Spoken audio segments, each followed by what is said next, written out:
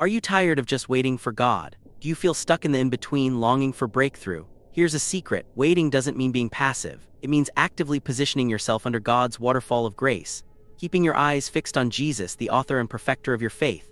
It's about walking toward Him, remaining obedient even when it's hard. As Hebrews 12 verse 2 says, fixing our eyes on Jesus, the pioneer and perfecter of faith. Notice the Greek word for perfecter is teleiotes, meaning to bring to completion, to make whole. Jesus has already finished the work.